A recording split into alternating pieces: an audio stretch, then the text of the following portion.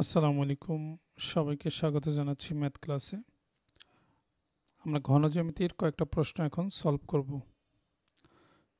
প্রথম যে প্রশ্ন আমরা দেখতে পাচ্ছি, একটি কুয়ার ব্যাস 14 সেন্টিমিটার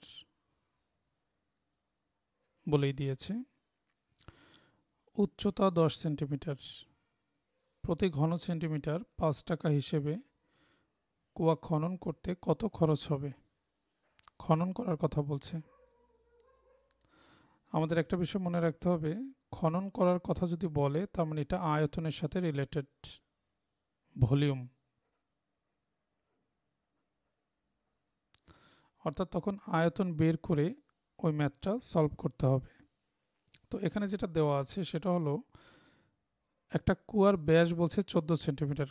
তো কুয়াটা এটা সিলিন্ডার অর্থাৎ পাইপের সাথে রিলেটেড। ওকে, তো ব্যাস বলছে 14 সেন্টিমিটার, তার মানে এই যে এখান থেকে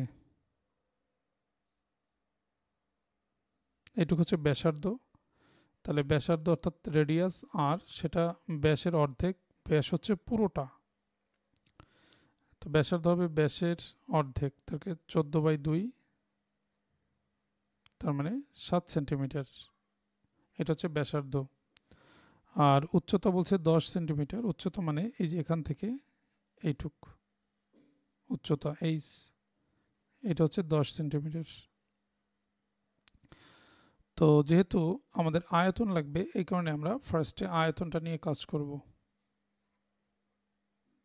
আয়তন আমরা জানি, সিলিন্ডারের আয়তনের ফর্মুলা হচ্ছে পাই আর স্কোয়ার এইচ, এটা আমরা জানি। তো এখান থেকে আমরা আয়তনটা বের করি। পাই এর মান হচ্ছে 22/7, আর আর স্কোয়ার, আর এর ভ্যালু হচ্ছে 7 স্কোয়ার, আর এইচ এর ভ্যালু হচ্ছে 10। ওকে, তো জাস্ট কাটাকাটি করি, 7 দিয়ে যদি কাটি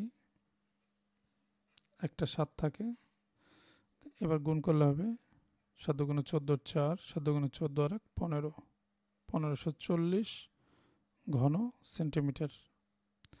তো এই যে 1540 ঘন সেন্টিমিটার পেলাম, এটা হচ্ছে এই যে কুয়াটা, বৃত্তাকার কুয়াটা, তার আয়তন। ওকে, প্রশ্ন বলছে প্রতি ঘন সেন্টিমিটার 5 টাকা খরচ হয়, তাহলে মোট খরচ কত হবে? তাহলে 1 ঘন, তো এটা আমরা জাস্ট গুণ করলে অ্যান্সারটা চলে আসবে। 1540 গুণ 5, 7,700 টাকা। এটাই হবে প্রশ্নের অ্যান্সার। দ্বিতীয় যে প্রশ্ন সেটা হলো, একটি সাবানের আকার 5 সেন্টিমিটার, 4 সেন্টিমিটার, 1.5 সেন্টিমিটার হলে 55 সেন্টিমিটার দৈর্ঘ্য, 48 সেন্টিমিটার প্রস্থ, 30 সেন্টিমিটার উচ্চতা বিশিষ্ট একটি বাক্সের মধ্যে কতটি সাবান রাখা যাবে? তো এরকম যদি একটার ভিতরে আরেকটা রাখার কথা বলে, রাখা, তখন আমরা আয়তন নিয়ে কাজ করব। ওকে, অর্থাৎ যাকে রাখবো তার আয়তন নিব, আর যার ভিতরে রাখবো তার আয়তন নিয়ে আমরা কাজ করব। তো এখানে যেহেতু একটা আছে সাবান, তাহলে ফার্স্টে আমরা সাবানের আয়তনটা বের করি। সাবানের আয়তন, দৈর্ঘ্য প্রস্থ উচ্চতা যদি দেওয়া থাকে, আয়তন মানে দৈর্ঘ্য প্রস্থ উচ্চতা গুণ করলেই হবে। তার মানে 5 ইন্টু 4 ইন্টু 1.5।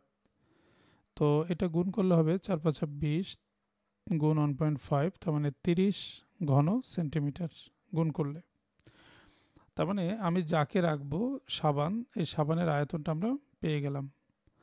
রাখবো কিসের ভিতরে? বাক্সের ভিতরে। তো বাক্সের দৈর্ঘ্য বলেছে 55, প্রস্থ বলেছে 48, আর উচ্চতা 30। তাহলে বাক্সের আয়তনটা আমরা এখন বের করব।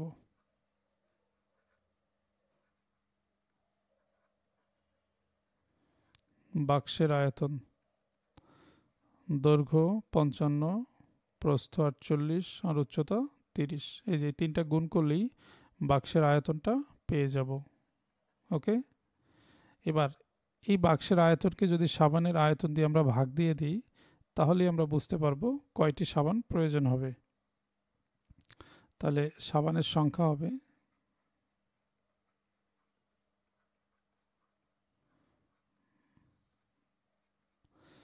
বাক্সের আয়তন